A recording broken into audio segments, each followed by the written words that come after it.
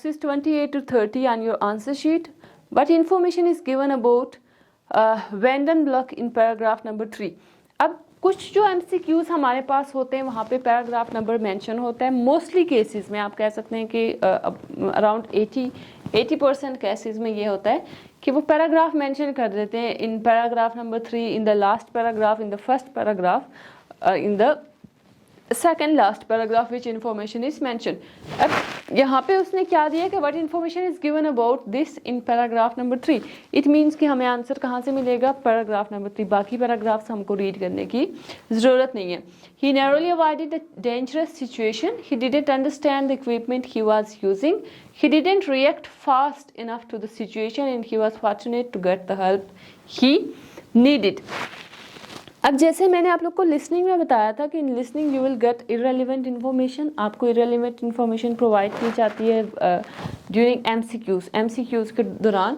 So same is the case with reading में भी ऐसा होता है.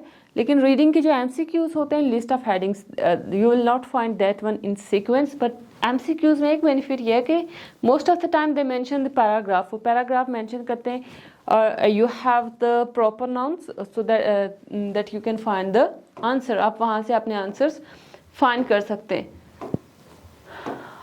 Again we have in question number 31 to 35 that is summary completion.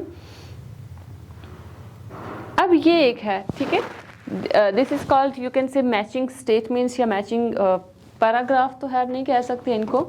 अब देखिए यहाँ पे इंफॉर्मेशन दी गई है. You have the name of people और either they are scientist A, B, C या D. और ऊपर आपको इन्फॉर्मेशन दे दी गई. You have some questions, question number 36 to 40. अब आपका टास्क ये है, your task is that you have to read the statement read करें. For example, he acknowledge the role of his equipment in enabling him to set a flying record.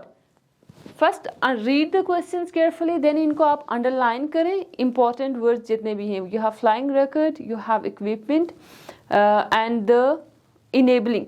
ठीक है, there are 3 important keywords. आपने keywords underline कर लिए. अब main issue ये है कि you have read question number 36 to 40. आपने सारे क्वेश्चंस रीड किए.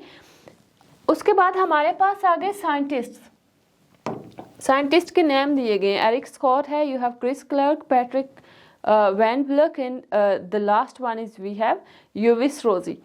सो इसका मतलब ये है कि वो स्टेटमेंट्स उसने आपको दे दी और वो आपसे क्वेश्चन जो पूछ रहा है, हिज क्वेश्चन इज कि ये कहाँ पे आ रहा है, ये स्टेटमेंट किस साइंटिस्ट ने बोली. लाइक फॉर एग्जांपल, अगर क्वेश्चन नंबर 36 था तो 36 ये जो स्टेटमेंट है ये किसने दी. Either it has been given by Chris, it has been given by Yuji. आपके पास ABCD ऑप्शन है, जिसने भी दी वो आपने टिक कर लेना. But the first thing is आप पहले अंडरलाइन करते जाएंगे क्वेश्चन को दैट ही एक्नॉलेज. अब देखें, एक्नॉलेज भी एक इंपॉर्टेंट कीवर्ड है. एक्नॉलेज मीन कि उसने एक्नॉलेज किया. एक्नॉलेज हो सकता है उसने किसी और के काम को एक्नॉलेज किया, उसने खुद ये काम ना किया. Acknowledge the role of his equipment in enabling him to set a flying record. Questions आपने अंडरलाइन कर लिए, acknowledge, equipment and flying record. अब आपका टास्क ये है कि आप पैराग्राफ में ऊपर जाएंगे and you will find the keywords. आप ये वर्ड्स सर्च करेंगे. ज़रूरी नहीं है कि आपको एग्जैक्ट वर्ड मिले. The thing is you have to paraphrase. आप इनको पैराफ्रेज करेंगे. पैराफ्रेज मीन कि इनके सिनोनिम भी आ सकते हैं, इनसे मिलते जुलते स्टेटमेंट भी आ सकती है. मीनिंग सेम कन्वे होना चाहिए. He explains how he uses. अब यूसेज आ गया, किसने, इनमें से किस साइंटिस्ट ने ये चीज़ एक्सप्लेन की that how he uses his flying expertise to promote a product. एक प्रोडक्ट, आपके पास कीवर्ड्स यहाँ पे कितने, you have flying expertise, you have product and the first one is uses. 3 आपके पास कीवर्ड्स आ गए, main keywords, and then you will search all this keywords from the paragraph. अच्छा, ये आपके पास लास्ट क्वेश्चन है, question number 40. He mention circumstances which prevent you from leaving the ground. Overall we have total 40 questions. अब reading में आपके पास क्या होता है कि like you have already done in the listening test के लिसनिंग में आपको एक्स्ट्रा 10 मिनट्स दिए जाते हैं in paper based test. so that you can transfer your answers to the answer sheet. But if we talk about reading modules, reading में आपको extra time नहीं दिया जाता कि आप ट्रांसफ़र करें अपने आंसर्स को आंसर शीट पे. यू हैव 40 क्वेश्चंस, 40 क्वेश्चंस और टाइम आपके पास कितना है, टोटल टाइम 60 मिनट्स. अब within 1 hour you have to complete the 40 questions, और आपने क्या करना होता है कि उसी टाइम में आप अपने आंसर्स ट्रांसफ़र करेंगे to the answer sheet. Answer sheet पे आपने सारे ये आंसर्स ट्रांसफ़र करने होते हैं, क्वेश्चन नंबर 1 to 40 जिस सीक्वेंस में होते हैं आपने उसी सीक्वेंस में अपने सारे आंसर्स ट्रांसफ़र करने होते हैं. The thing is we have very short time, आपके पास जो टाइम है वो बहुत शॉर्ट होता है, उसी टाइम में आपने इन सारे क्वेश्चंस को करने होते हैं. So we have one basic you can say tips आप कह सकते हैं, ट्रिक्स कह सकते हैं कि अगर आपको रीडिंग आपने अच्छा स्कोर करना है, the best thing is you have to prepare some synonyms. आप सिनोनिम्स प्रैक्टिस करें. For example we have this book, आपके पास ये बुक है कैम्ब्रिज 9. आप कैम्ब्रिज 9 से ऑनवर्ड मूव करें या कैम्ब्रिज 8 से लेके वी हैव 16, 17, 18 तक अभी बुक्स आ गए हैं for both modules, academic as well as for the general training. Suppose आपने ये टेस्ट एक कंप्लीट कर लिया, this is test I think 3, test number 3 है, बल्कि ये जर्नल ट्रेनिंग का टेस्ट 1, ठीक है.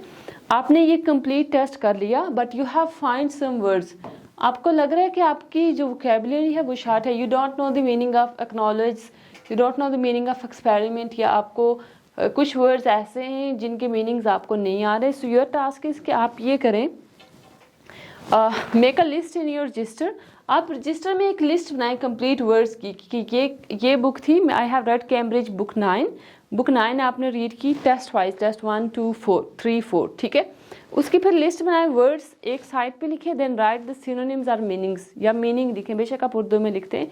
सो उससे ये होगा कि you will collect the specific IELTS vocabulary, जो आइल्स में वोकैबुलरी यूज़ होती है आप वो कलेक्ट करेंगे, and then you can use that vocabulary in your writing test. Writing में भी आप यूज़ कर सकते हैं, एंड इन योर स्पीकिंग में भी यूज़ कर सकते हैं, because in writing and speaking the thing is that you have to avoid the repetition. आप चीज़ों को जब बार बार रिपीट करेंगे तो आपके वर्ड्स, आपकी जो बैंड स्कोर है वो कट जाएंगे, बेशक आप वर्ड्स को रिपीट करेंगे, आइडियाज़ को. If you have list of words, if you have synonyms, if you have vocabulary, then you can easily do your reading test as well as listening and speaking test. बल्कि आपका writing भी इसी में cover हो जाता है, ठीक है. अब आपका टास्क ये है, this is for the general training candidates. Academic वालों को मैं अभी बताती हूँ कि आपने क्या, क्वेश्चन कैटेगरी सेम है. रिमेंबर वन थिंग, क्योंकि आप लोग को ये अभी तक कन्फ्यूजन है कि एकेडमिक और जर्नल ट्रेनिंग की जो रीडिंग है that is different. So why we have combined class, क्यों है, because question types are same, बाकी टेक्स्ट आप लोगों ने खुद करना है अभी, ठीक है, कि आप कैसे करते हैं. Okay, if you have any question until now you can ask. यहाँ तक अगर कोई भी क्वेश्चन है आप पूछ सकते हैं, any one of you. And do you people have this books, आपके पास की बुक्स हैं सबके पास, कैम्ब्रिज 9, और I will send it later in the group. मैं बाद में क्लास के बाद आपको भेजती हूँ, बल्कि अभी भेज देती हूँ थोड़े time. Okay, these are the questions. जब भी हम रीडिंग स्टार्ट करते हैं we start from the questions. पहले हम ऐसा नहीं करते कि like we just start reading the text और पैराग्राफ, ऐसा नहीं होता. We will start from the questions. हम हमेशा क्वेश्चन से स्टार्ट करते हैं. अब देखिए क्वेश्चंस क्या हैं. Right your answer in boxes 1 to 7. Rail card applicants over 25 needs to be involved in. You will be highlighting the keywords, आप हाईलाइट कर सकते हैं उनको, you can underline. The first statement is over 29. अब जहाँ पे जिस इस एज ग्रुप की बात हो रही है over 25, yes over 25 people over 25 rail card applicants need to be involved in dash. For mature full time students one of the photographs. अब यहाँ पे keywords क्या हैं, you have full time students, mature students, and one of the photographs submitted must be signed and dash. उसको sign किया जाना, पहले उसके पे साइन हो सकता है, दूसरा वो उसमें स्टैम्प का दिया हो कि साइंड एंड स्टैम्प, ठीक है. अब गेस जो आप लगाते हैं ना स्टार्ट में क्वेश्चंस रीड करके, वो भी आपको बहुत फ़ायदा देती है. At certain times of the year there are no dash. At certain times it means कि throughout the year नहीं होगा, क्योंकि ये जो वर्ड्स हैं आपके पास at certain times, at sometimes, और at once in a month or once in a year, ठीक है, तो वो जो स्टेटमेंट्स होती हैं वो आपको कंफ्यूज कर देती है, इस वजह से इसको रीड करना बहुत इंपॉर्टेंट है कि at certain times of the year, it means कि पूरा साल नहीं होगा but at certain times. There are no dash for rail card holders at any time of the day. There are no dash for the rail card holders. क्या चीज़ नहीं होगी? What thing is missing? जो missing है वो आपने लिखनी है. If your rail card doesn't have your dash, it will be impossible to use it for